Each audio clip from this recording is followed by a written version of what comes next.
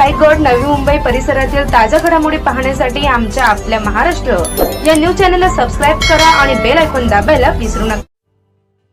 Cancer हा भारतातील एक अधिसूचित आजार म्हणून वर्गीकृत केला जावा.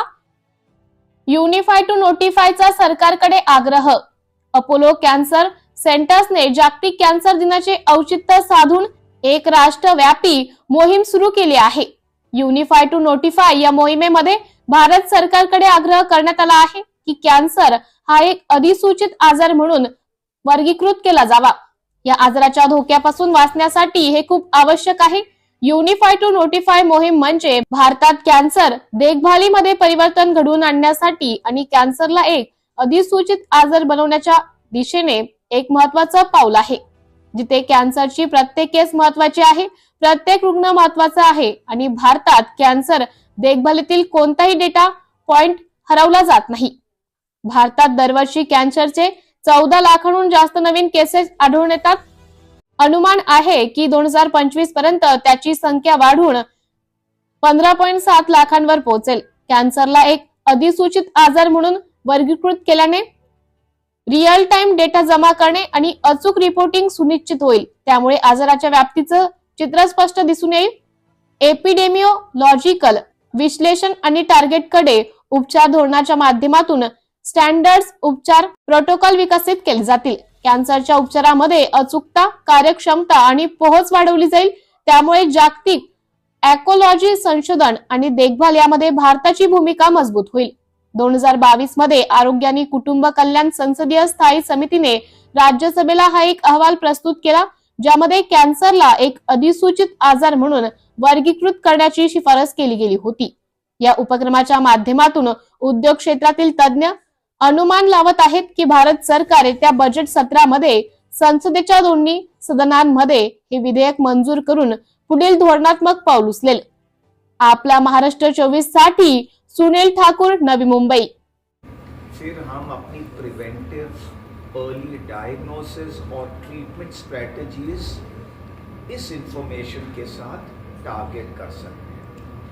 आज की तारीख में हमारे देश में पॉपुलेशन बेस्ड कैंसर रजिस्ट्रीज हैं, but only 10% of our population is covered by these registries.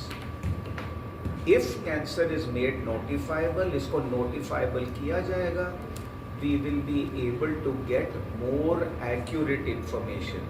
जो इंफॉर्मेशन आएगी वो मोर एक्यूरेट होगी और जैसे मैंने आपको बताया था, we will be able to target our interventional strategies to these cancers. Thank you. Cancer की वैक्सीन दो किस्म की होती है. एक कैंसर वैक्सीन जो प्रिवेंटिव करता है, HPV क्लासिकल एग्जाम्पल है. ह्यूमन पैपिलोमा वायरस जो गर्भापिशवी के मुख का सर्वाइकल कैंसर होता है, वह वायरस से होता है. It is among people who don't keep their body clean, multiple sexual partners, not washing themselves. ये HPV वैक्सीन सर्विक्स में बढ़ती जाती है, कैंसर हो जाता है. अब HPV वैक्सीन आई है, आप 3 डोज दोगे, prevention of cancer, but it should be given to girls in adolescent before sexual activity. HPV होने से पहले. हेपेटाइटिस जो लिवर कैंसर करती है, हेपेटाइटिस बी, उसकी भी vaccine. These are preventive vaccines. Vaccines की रिसर्च की जा रही है फॉर ट्रीटमेंट. वो अभी इन्फेंसी स्टेज में. हालांकि इसकी रिसर्च एक डेकेड से चल रही है. आज की तारीख में today cancer vaccine is not standard of care, but research आ रही है और धीरे धीरे फोरफ्रंट में ये सब रिसर्च आएगी. सर, देखा जाए तो जो नशा करते नहीं है, बाल छोटे बच्चे हैं, उनको भी कैंसर है. उसकी क्या है उसका रीजन? विदाउट नशा भी नहीं करते हैं और बाल बच्चे छोटे बच्चे. तो जैसे हमने आपको बताया था, अबाउट हाफ द कैंसर्स आदतों से है, नशा से है, obesity, infection. 10 to 15% of cancers बच्चों में होती है और ये कैंसर्स कभी फैमिलीज में रन होती है, जैसे एक रेटिनोब्लास्टोमा है जो आंख के पर्दे के पीछे रेटिना की ट्यूमर है, वो फैमिलीज में जाती है। बट सम कैंसर्स का कोई कारण नहीं है। अब जब हम स्टडी करते हैं, कुछ कैंसर्स में कुछ जेनेटिक ऑल्ट्रेशन होगी। अब बच्चे की वो पैदाइशी से वो रॉन्ग जीन होगी, उसकी वजह से होती है वो कैंसर्स। कई कैंसर्स फैमिली में रन होती है, उसकी वजह से बच्चों में होती है। तो उसके कारण अलग है, वो आदत से नहीं है, उसके अलग कॉजेज हैं कैंसर के। सर देखा जाए तो कैंसर जब भी होता है आदमी को उसका हलचल क्या